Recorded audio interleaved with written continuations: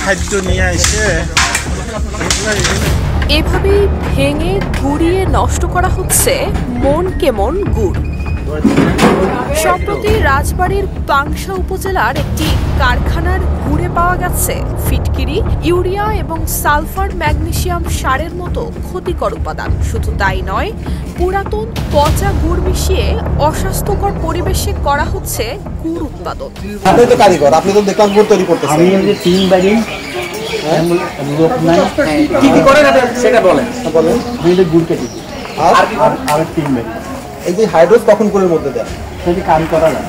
আপনি তো কেমন করতেছিলেন? কামুর দোজালি গুড় কারখানা নামের ওই প্রতিষ্ঠানে অভিযান চালিয়ে 100 মনের বেশি ভেজাল গুড় ধ্বংস করেছে বিশুদ্ধ খাদ্য আদালত।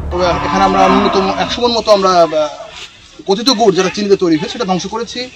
আমরা 34 বস্তা মতো চিনি জব্দ করেছি আর 10 কেজি মতো ফিটকিরিও পেয়েছি। হাইড্রোজ, ফিটকিরি, সালফার এগুলো পাওয়া গেছে, যেগুলো হলো গুড় তৈরির জন্য ব্যবহার করে, এবং সেগুলোর মধ্যে হাইড্রোজ হলো বাংলাদেশ নিরাপদ খাদ্যাইন অনুসারে সম্পূর্ণ নিষিদ্ধ, ব্যবহার করা যাবে না। শিয়া বাটার ও ভিটামিনে সমৃদ্ধ লিলি বিউটি সোপ, তারুণ্যময় উজ্জ্বল ত্বকের জন্য।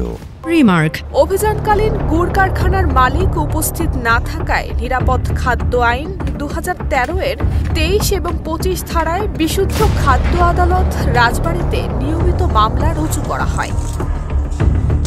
অভিযানের সময় জেলা নিরাপদ খাদ্য কর্মকর্তা, উপজেলা খাদ্য পরিদর্শক, সিনিয়র জুডিশিয়াল ম্যাজিস্ট্রেট এবং জেলা পুলিশ ও আনসারের চৌকস দল উপস্থিত ছিলেন। নুসরাত জাহান মেহেক, ঢাকা পোস্ট।